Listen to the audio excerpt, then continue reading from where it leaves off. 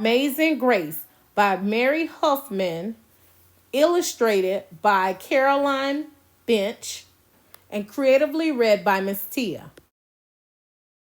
Grace was a girl who loved stories.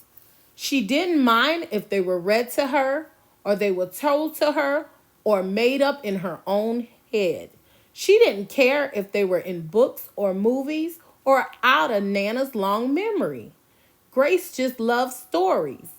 After she heard them, and sometimes while they were still going on, Grace would act them out, and she always gave herself the most exciting part.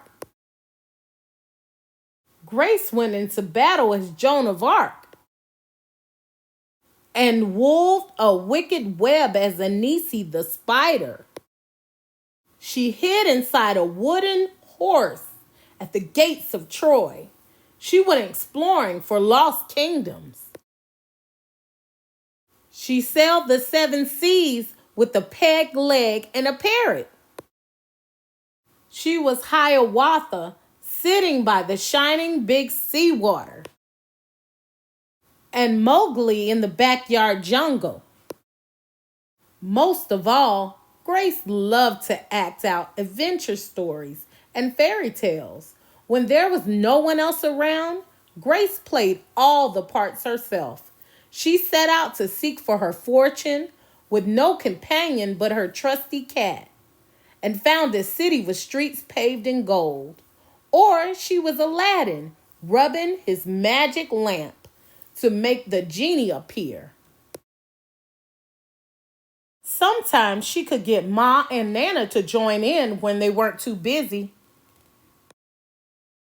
Then she was Dr. Grace, and their lives were in her hands. One day, Grace's teacher said they would do the play Peter Pan. Grace knew who she wanted to be. When she raised her hand, Rajay said, "You can't be Peter. That's a boy's name." But Grace kept her hand up. "You can't be Peter Pan," whispered Natalie. "He isn't black." But Grace kept her hand up. "All right," said the teacher. "Lots of you want to be Peter, so we'll have auditions next week to choose parts." She gave them words to learn. When Grace got home, she seemed sad. "What's the matter?" asked Ma. "Raja said I can't be Peter Pan because I'm a girl." "That just shows what Raja knows," said Ma.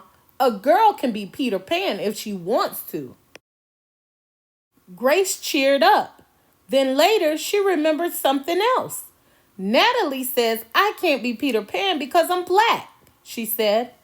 Ma looked angry, but before she could speak, Nana said, "It seems that Natalie is another one who don't know nothing.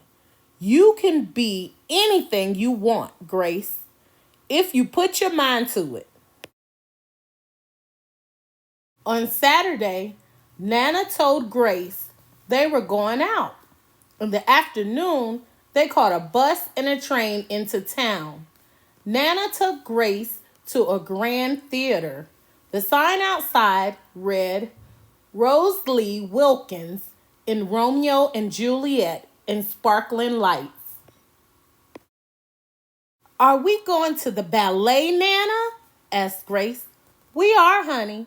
But first, I want you to look at this picture." Grace looked up and saw a beautiful young ballerina in a tutu. Above the dancer, it said, "Stunning New Juliet." "That one is little Rose Lee from back home in Trinidad," said Nana. "Her granny and me, we grew up together on the island. She always asking me, do I want tickets to see her Rose Lee dance? So this time I said yes." After the ballet, Grace played the part of Juliet, dancing around her room in her imaginary tutu. "I can be anything I want," she thought. On Monday, the class met for the auditions to choose who would be best for each part. When it was Grace's turn to be Peter, she knew exactly what to do and all the words to say. She had been Peter Pan all weekend. She took a deep breath and imagined herself flying. When it was time to vote, the class chose Raja to be Captain Hook and Natalie to be Wendy. There was no doubt who would be Peter Pan. Everyone voted for Grace. You were fantastic, whispered Natalie. The play was a big success, and Grace was an amazing Peter Pan. After it was all over, she said, I feel as if I could fly all the way home. You probably could, said Ma. Yes, said Nana.